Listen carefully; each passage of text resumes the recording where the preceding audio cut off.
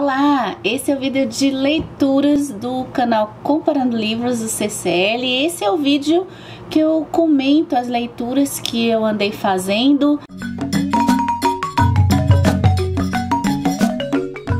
Eu tô agora, a partir desse vídeo, começando 2022, então eu vou comentar livros que eu terminei de ler em 2022 e você pode fazer a mesma coisa, que eu vou adorar chegar nos comentários desse vídeo no YouTube e fazer toda a sua recomendação de livros, quais você gostou, quais você não gostou, que vai ser maravilhoso. Eu vou começar esse vídeo comentando um mangá que eu li, porque eu desejo muito fazer um vídeo de quadrinhos, mas o tempo, eu tô com essa coisa da leitura de Otelo, que vocês devem estar acompanhando aqui no canal, eu acabei não tendo tanto tempo para falar de quadrinhos. Eu quero comentar alguns quadrinhos, mas esse mangá eu preciso fazer comentários logo nesse vídeo, é rapidinho, só vai ter esse de mangá, depois a gente comenta sobre quadrinhos em outro vídeo separado. Esse aqui é o Ayako, do Osamu Tezuka, que foi a primeira leitura que eu concluí em 2022. Esse calhamaço. Eu comecei a ler Ayako no final de outubro e levei um tempo, eu fui lendo bem aos pouquinhos, degustando, porque é uma história pesada.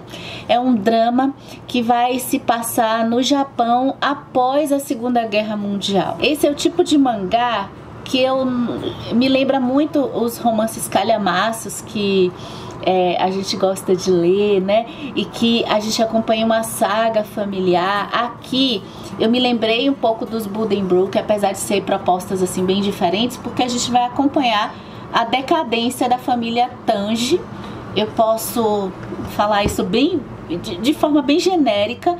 E essa decadência ela já está em andamento quando o mangá começa, porque a gente vai no olhar do Jiro Tange, que é um dos filhos da família. Ele está retornando da Segunda Guerra Mundial para se reencontrar com a sua família, e ele ficou prisioneiro dos norte-americanos por algum tempo.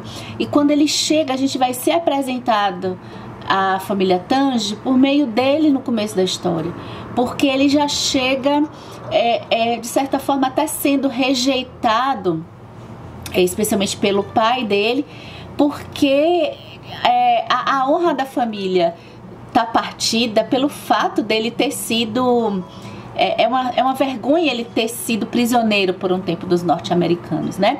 Então o Japão ele vai mudar muito por conta da Segunda Guerra Mundial, e a família Tange ela pertence a uma aristocracia rural, e toda essa política rural vai ter, né, sensíveis alterações e quedas de prestígio. Então no começo a família já está em decadência, e aí essa família ela esconde muitos segredos, né? Os membros da família estão no começo da história, eu acho que é até interessante eu não mencionar aqui para a gente ter a surpresa. Eu fui tendo a surpresa, uma coisa que eu já estava desconfiando, porque eu tinha acompanhado conteúdo sobre esse mangá, que eu decidi comprar ele. Ele foi um mangá que foi favorito de alguns produtores de conteúdo, alguns especialistas de quadrinhos que eu sigo aqui no YouTube, e por isso me chamou a atenção para a leitura. E eu amei, sinceramente, porque a gente vai ter uma visão do Japão após a Segunda Guerra Mundial. A família Tange vai nos levar com esse pano de fundo histórico, e as ações da família, especialmente dos membros masculinos da família, são uma coisa pior atrás da outra, e daqui a pouco a gente já está até vendo que até para corrigir aquelas ações cometidas em determinada parte, a correção daquela ação já provoca algo até muito pior. Então é uma coisa atrás da outra, e muito até pelo título, né? Quem vai mais sofrer talvez as mulheres da família são as que sofrem as consequências das ações dos membros masculinos, mas principalmente a gente vai acompanhar a Ayako, que é a menininha, né? No começo desse mangá ela é criancinha, a mais nova aí da família. Não ficção, temos Felicidade ou Morte, que é um livro transcrito de um diálogo entre o historiador Leandro Carnal e o filósofo Clóvis de Barros Filho. Esse é um livro que me surpreendeu bastante e eu vou deixar vocês, se quiserem, acompanhar mais impressões sobre o tema da felicidade em um vídeo que eu fiz tratando desse tema, e eu falo bastante sobre esse livro aqui. Como um resumo para esse nosso resumão de leituras, eu posso dizer assim que o diálogo entre o Clóvis e o Carnal vão tratar do tema da felicidade sob um ponto de vista prático e fácil da gente compreender. Eles vão misturar a filosofia e a história, mas de uma linguagem acessível. E eu acho que o melhor desse diálogo é que ele não traz assim respostas prontas, e ele até dá uma futucada em muitas soluções que a gente vê em diversos livros por aí, de dicas para ser feliz, dicas para atingir tal desempenho, e enfim, os temas estão mais explicadinhos lá no vídeo que eu vou deixar linkado aqui por cima, pode aparecer, mas com certeza no box de descrições desse vídeo no YouTube. Eu terminei também um livro do Haruki Murakami, que é um escritor famoso japonês, que é o Do Que Eu Falo Quando Eu Falo de Corrida. Aqui também é um livro de não ficção. Eu entrei assim, acho que desde o final de 2021 eu fiz esses comentários aqui nos vídeos de melhores do ano, né? Eu cada vez mais vou lendo mais não ficção. Eu tô deixando um pouquinho de lado, quer dizer, lendo um pouco menos, né?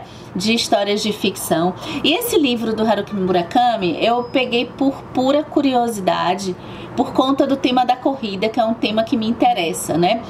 Eu não consigo praticar a corrida propriamente dita por conta do meu peso, para evitar lesão, mas eu consigo fazer caminhadas e trotinhos assim intervalados, e eu gosto assim de, nesse caso, fazer algumas metas assim, né, de quilometragem, e essa coisa do esporte de um modo geral sempre me atrai muita curiosidade. Então o Haruki Murakami, ele vai falar nesse livro aqui sobre a experiência dele, e uma palavra que eu vou usar, que acho que remete um pouco à minha opinião, a sua obsessão pela corrida. Eu achei que realmente ele é muito obcecado pelo ato de correr. Ele começou a introduzir esse hábito por curiosidade, não tanto pela saúde, mas ele foi, aparentemente, né, ele foi mergulhando cada vez mais na prática, com, acho que uma obsessão muito grande, assim, de cada vez fazer mais, e ele pratica, inclusive, aquelas corridas de longa distância, que passa, assim, sei lá, 6 horas correndo. Então ele vai narrar um pouco dessa, quando ele também sai ele era dono de um bar, restaurante, assim, e ele vai também virar romancista. Então ele vai fazer umas analogias e umas ligações entre a profissão de romancista e a corrida. Então, assim, a corrida representou para o Murakami muito que a vida dele, e o esforço que ele faz para poder praticar a disciplina é algo assim que eu gostei de ter lido, mas é algo que eu fico assim, nossa, porque assim, como ele não é um esportista profissional, no sentido, acho até que mas assim, não no sentido assim de Olimpíadas, né? E o esporte, ele tem essas facetas em que a gente tem a impressão de que aquele esportista que está lá competindo, ele é muito saudável, mas é justamente o contrário. Esse esportista que chega no limite do seu corpo, esse corpo, ele é muito assim massacrado de diversas coisas que se tem que fazer para que o corpo tenha um desempenho maior possível, né? Então, um pouquinho eu percebi dessas histórias de esportistas de alto rendimento, eu vi aqui no Murakami, ele escolhendo fazer isso como prática da vida dele, como se fosse uma razão da vida dele. Então, fica aqui para quem tiver a curiosidade.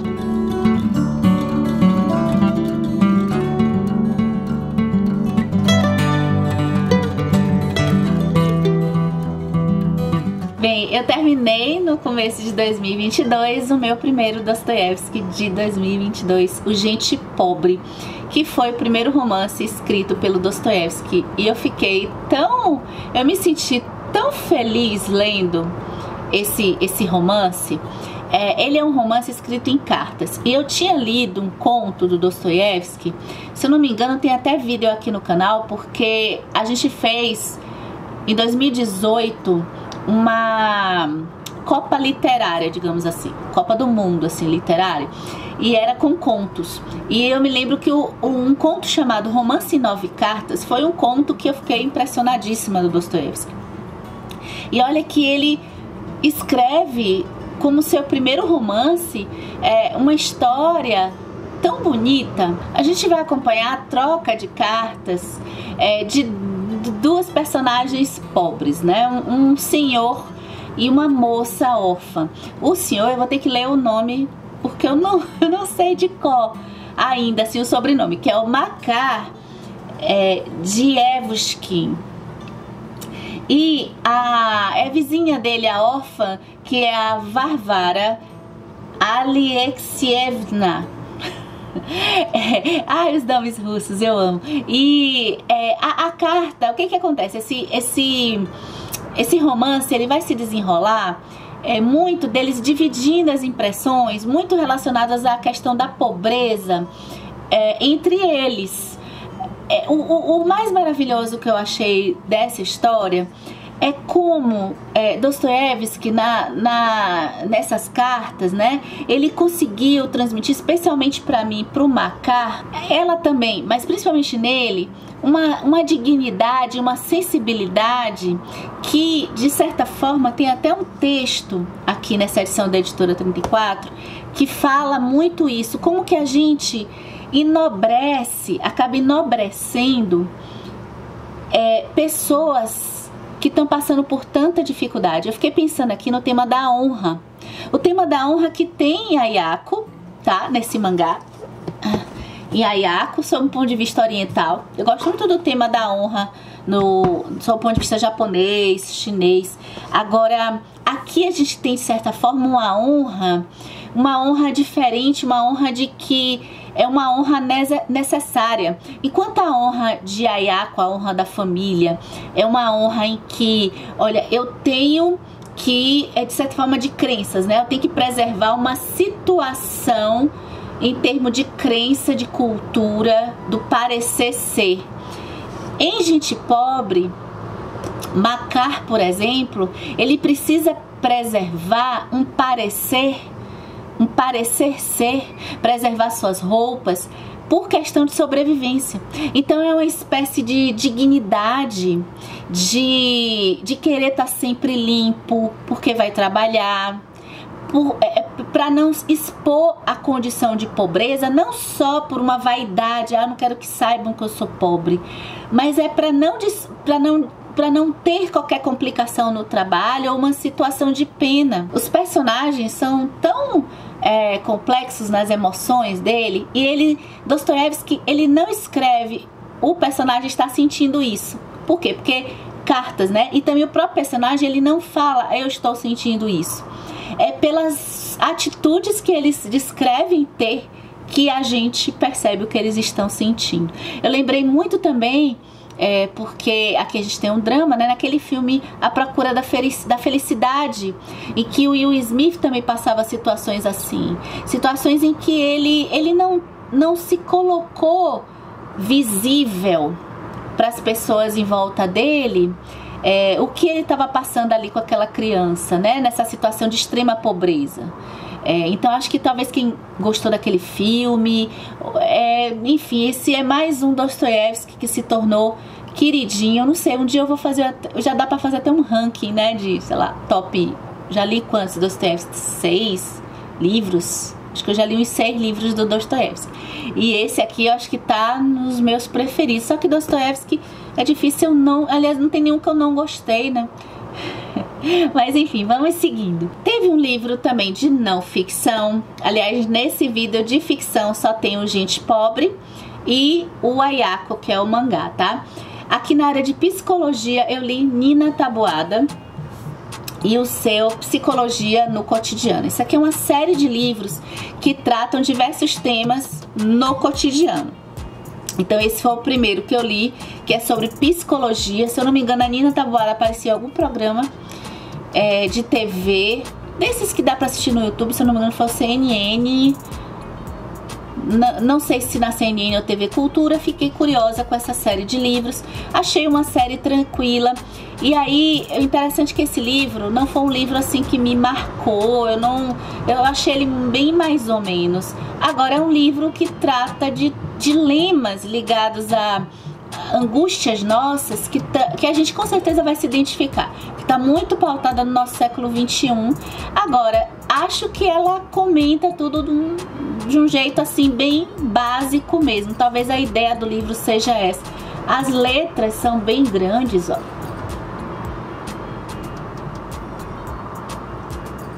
O que até me surpreendeu. Agora, eu tava precisando de uma leitura. Foca. Focou. Eu tava precisando de uma leitura assim tranquila. Eu li esse livro muito na rua, do hospital, clínica médica, o que foi um ambiente interessante, porque é aquela escrita que não tem nada assim muito complexo pra gente ficar pensando, tá? Mas enfim, tá aqui, a Psicologia no Cotidiano, e eu vou ler também, depois eu volto para falar aqui com vocês. Eu quero ler sobre atividade física no cotidiano e sobre saúde no cotidiano.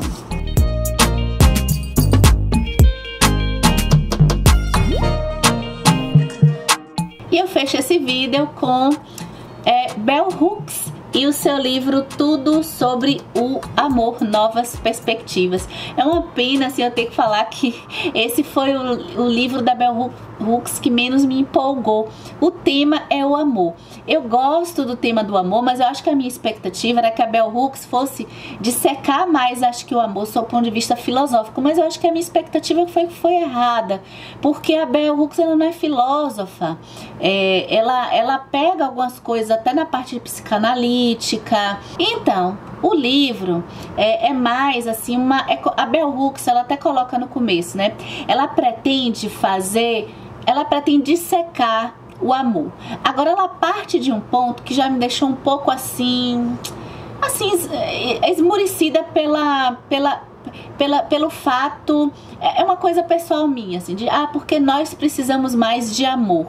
Com uma interpretação que eu tive, assim, ó, vou estar no ponto de partida que se tivéssemos amor, tudo estaria resolvido. Porque eu acho assim utópico, enfim, mas ela parte dessa posição, pelo que eu entendi do livro, tá? E aí ela vai falando coisas muito importantes sobre o amor. Eu acho que é até um livro que traz uma ambientação de como é importante a gente entender, por exemplo, as relações abusivas, né? Que a gente pensa que é por amor. Ela vai passar pelo tema do ciúme, que estaria vinculado ao amor, a agressões, principalmente sob o ponto de vista de pais com filhos. E eu acho que ela viveu numa família que ela até vai dizer que ela sofreu isso, né? Mas ela passou, acho que muito do que ela passa na família dela, ela usa pra dissecar mais sobre o tema do amor. Aí eu acho que eu precisava de mais pessoas estudiosas sobre o amor do que até a própria experiência dela aqui. Mas enfim, isso aí foi comigo. Eu gostei de ter lido o livro da Bell Hooks. O meu preferido da Bell Hooks continua sendo E Eu Não Sou Uma Mulher. Tem um que eu gosto muito dela que se chama Ensinando a Transgredir. Ela falando sobre a parte de feminismo negro. E ela falando, tem um também que se chama O Feminismo é para Todo Mundo, que eu gosto bastante. Mas esse acho que foi de todos, eu acho que o que mais, acho que talvez o momento, o que eu tava esperando do livro, eu acho que ele não correspondeu. Bem, eu acho que eu fico por aqui. Me conta então o que você andou lendo, quais os seus comentários acerca das leituras que você andou fazendo, e até o próximo vídeo.